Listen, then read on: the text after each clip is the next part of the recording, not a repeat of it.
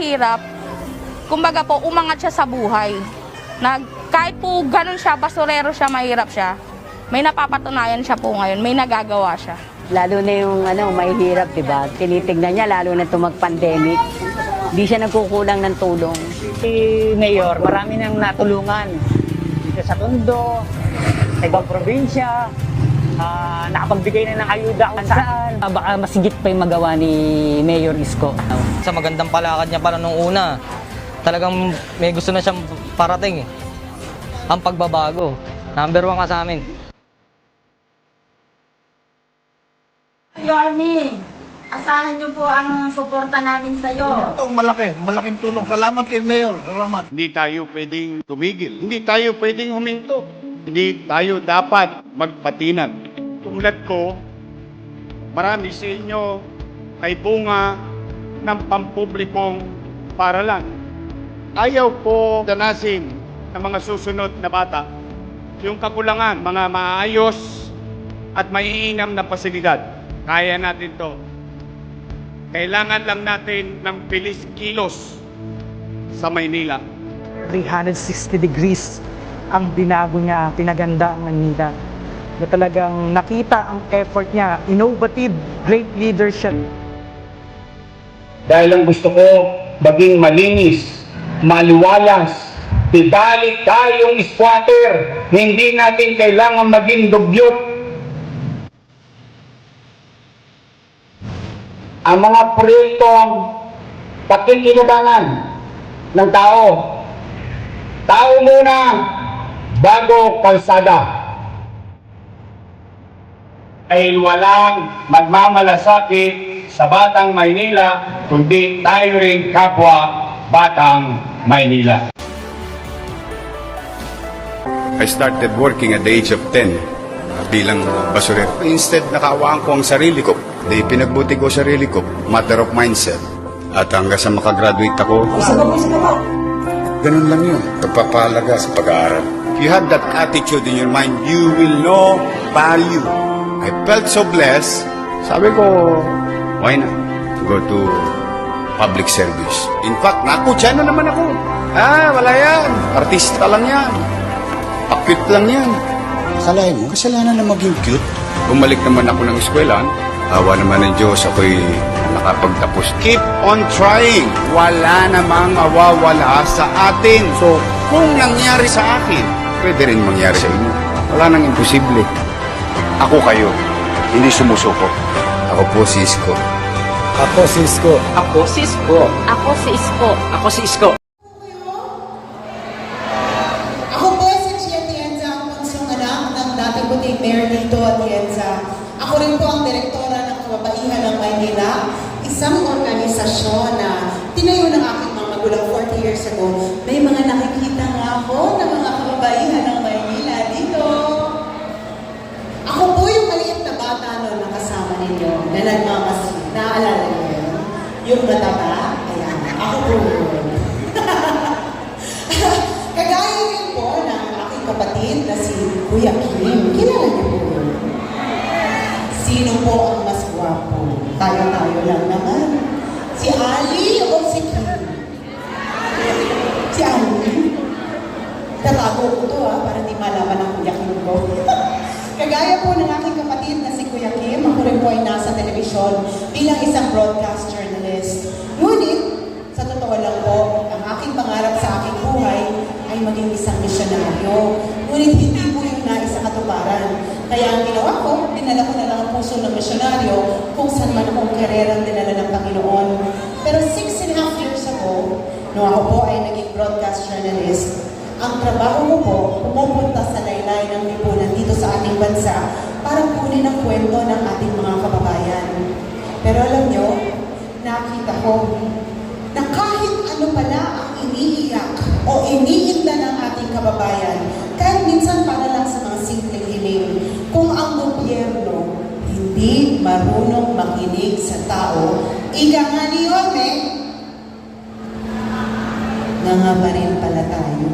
Kahit ano palang hinaing natin, kung wala na pa nakikinig, wala pa rin mangyayari. Dahil alam ko po na binabaon ko ang mga storya ng ating mga kapatid na umiiyak, Iniisip ko may mangyayari sa buhay nila pagkatapos kong ilabas ang storya, pero wala pa rin. Kaya nung tinanong ni Yorme kung maaari niya akong maging katambal, sa totoo lang po, inisip ko ng mabuti. Dahil kung dati ako lamang ay boses, ngayon sabi ko may magagawa na ako. Pero bago yun, tinignan ko muna kung pareho ba kami ng puso at pinaglalaban. Dahil meron po ko na tinatay yung mga advocacy ako, pinaglalaban ko po yan hanggang patayan. Pero bago yun, alam ko na ang tawag nyo sa aking ama ay bulaklaki. Tama po ba ako? Tawag nyo sa kanya bulaklaki, hindi ba? Dahil sa sinusuot niya na mga bulaklak na polo shirt. Tama po ba? Alam nyo, kukwento ko lang. Ako po kasi ang bunso sa 6 na magkakapatid. At alam po yan ng mga kapatid ko at ng mga magulang ko. Pag ako ay tumayo sa isang bagay, kahit pa magkampi ang lahat ng kapatid ko, di po ako natitinag. Eh, kamakailan, nung nalaman nila na ako ang magiging katambal ni Yorme, pinagplanuhan po nila ako. Nalaman ko, ipasusuot daw po sa akin ang polo ng aking ama. Sa nervyos ko, dahil ayoko kong suotin yun, ang sabi kasi nila, bakit sinuot ng kuya mo? Suotin mo din. Ang sabi ko, tumahimik ako, pero kinabukasan, may tatak na po na bulaklak ang aking likuran. Nakikita nyo? Ang makulay na bulaklak na ito ay sumisimbolo ng pagiging inklusibo. Sabi ng Panginoon, lahat tayo pantay-pantay sa Kanya. Tama po ba? Pero, ang nakita ko sa aking trabaho, hindi po yan nangyayari palagi. Marami po tayong mga kababayan na napag-iiwanan. Kaya sila po ang aking tinayuan. Pero, ang pinakaunang tao kong tinayuan ay ang ating mga mahal na senior citizens. Taas po ang kamay ng mga senior citizen dito. Diyos ko, lahat pala kayo. Akala ko, pagpasok namin ni Yorme dito, teenagers. Akala ko talaga kayo, Nay. Tay, akala ko binata. Hindi, alam niyo po, isa lang po ang rason kung bakit mahal na mahal ko ang senior citizens. Kasi naniniwala ako na kung hindi nyo kami minahal noon, wala po kami lahat dito. Noong panahon na kayo ang malakas, kayo po ang nag-aalaga sa amin. Kaya nung nagbaliktad na, kami naman sabi ko ang dapat mag-alaga po sa inyo. Kaya pag meron kwento, nakukunin ko mula sa isang senior citizen, kinakalimutan ko na po lahat at sinisigaw ko ang sigaw ng ating mga mahal na lolo at lola. Pagtingin ko, kay Yorme, mahal niya ang senior citizens. Naramdaman niyo po ba yun? Noong panahon na si Yorme ang mayor ng Maynila, nakita ko, prioridad niya kayo. Naaalala niyo po yung kumakatok na gatas na insure sa inyong bahay buwan-buwan noon? Balita ko, meron daw konting pabaunahan. Gatas Naaalala niyo po ba yung pension na nakukuha 500 per month? Si Yorme po nag-umpisa yun. Alam niyo po ba yun? Eh yung cake na napakalaki at napakasarap dati, pero balita nga po namin lumiit na. Pero siya nag-umpisa na, naaalala niyo po? Sabi ko, Yorme, mahal na mahal mo nga ang mga senior citizens, pareho tayo.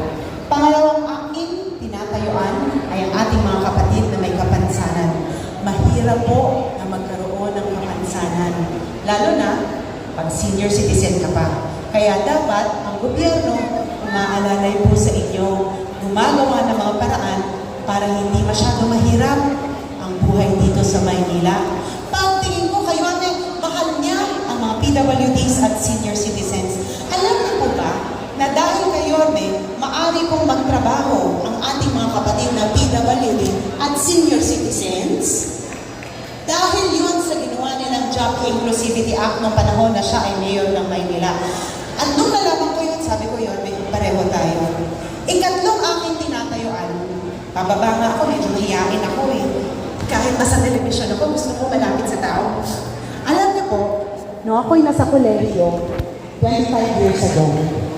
Ako po ay sinabihan ng aking ama, magtrabaho ka na dahil ikaw magbabayad ng tuition fee mo. Buti nga lang, na-discover ako ng ABS-CBN at naging artista at working student po ako. Noong panahon na yun, ang dami ko pong naging kaibigan na mga parte ng LGBTQ+. Nakita ko, hindi pa rin po patas ang panlaban nila.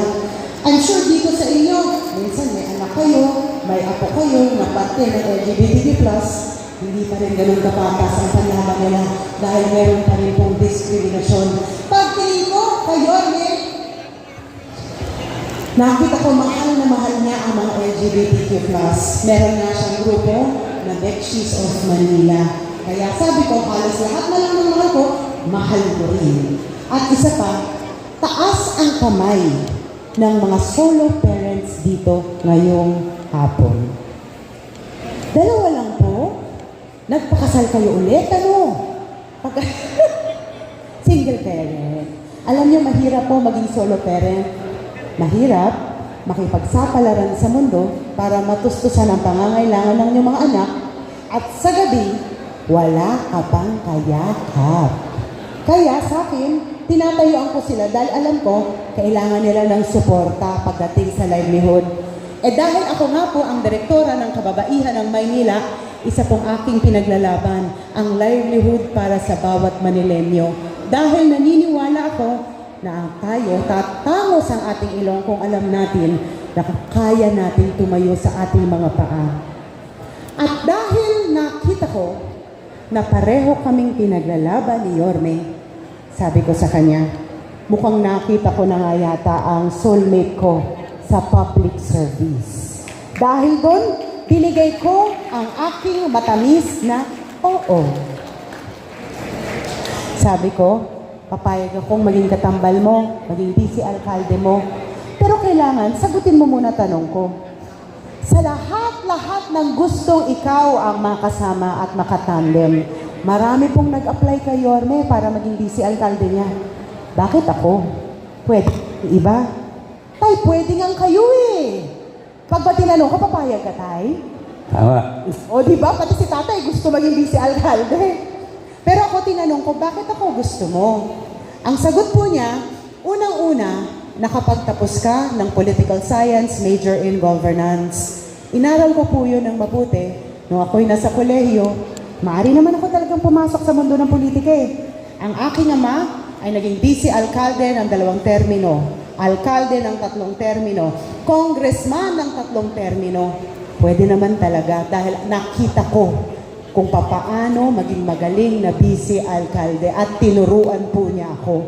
Pero, dahil sinabi ko kanina na ang pangarap ko, nung ako'y bata pa, ay maging isang misyonaryo, ginamit ko po ang boses ko bilang kanyang bunsong anak para isigaw ang boses ng mga kabataan. Nung ako po ay naging ina, boses po ng mga ina.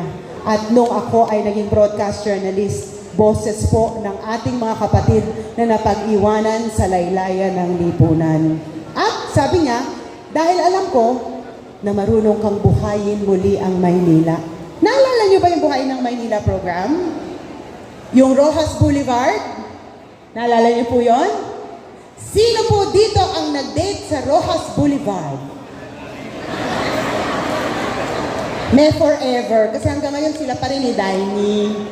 Alam niyo, doon po nag-propose ang asawa ko sa Rojas Boulevard. Akala nung iba, bata pa ako. 43 years old na po ako. May 3 na po akong anak. At halos 20 taon na po akong kasal. Pero doon nag-propose din ang aking asawa. Pero kaya ko kinakwento ang Rojas Boulevard at Buhayin ng Maynila dahil yon ang rason kung bakit tayo na ibalik sa mapa ng mundo. At yun rin ang tumulong sa ekonomiya ng ating lungsod noon na nagtustos sa mga pangangailangan ng bawat Manilenyo. Pero alam nyo, mga lolo at lola, pagkatapos po ng termino ng aking ama, yun po ang pinakaunang sinira ng susunod na administrasyon. Umiyak po kaming lahat, masakit, at maraming Manilenyo nawalan po ng pangkabuhayan. Pero nabuhayan po ang aming loob dahil pag-upo po ni Yorme bilang alkalde ng Maynila, binalik po niyang marami sa buhay ng Maynila projects na ginawa ng aking ama. Kaya sabi ko, Yorme, ikaw ang pinakamagaling na alkalde na nagkaroon kami dito sa lungsod ng Maynila. Dahil mahal mo ang Maynila, mahal mo ang mga Manilenyo. Pagkatapos nun, sinabi ko na rin, papayag na akong maging vice-alkalde mo at ipaglalaban kita hanggang sa dulo ng mundo dahil naniniwala ako ang sigaw ng taong bayan na bumalik ka na ay isang sigaw na maramdaman nila muli na sila ay kasama dito sa ating gobyerno at lungsod.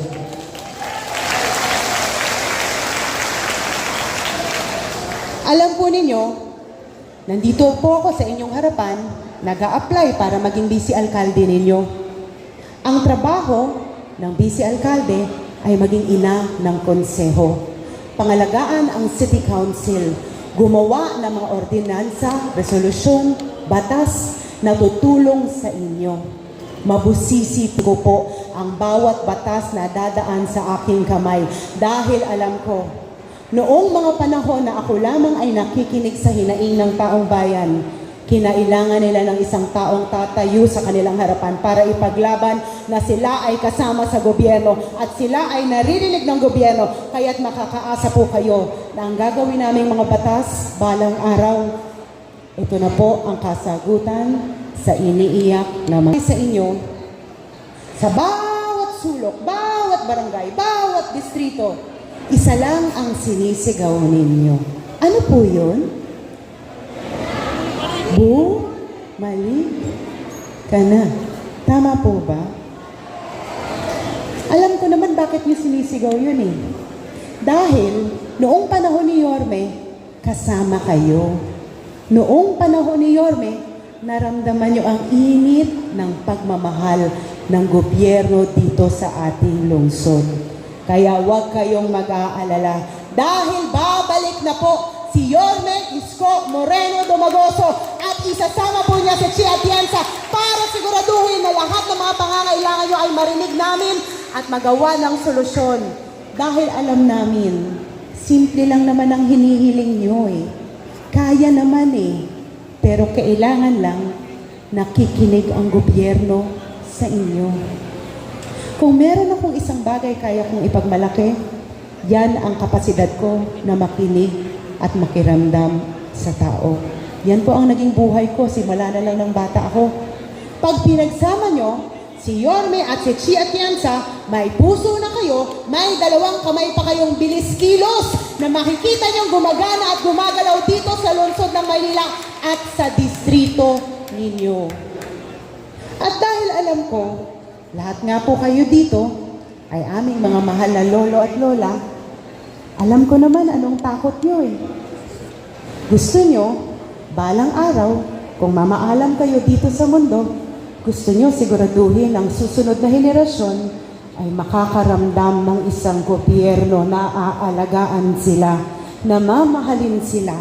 Dahil alam ko, marami sa inyo dito, iba't ibang administrasyon na ang nakita. At alam ko rin na nakita nyo na si Yorme Isko Moreno Domagoso ay isa sa pinakamagaling na naging alkalde ng Maynila. Huwag kayong mag-alala. Dahil isinasaalang-alang po namin ang inyong mga anak, ang inyong mga apo, at ang mga susunod na henerasyon pagkatapos po ninyong dumaan dito sa mundo.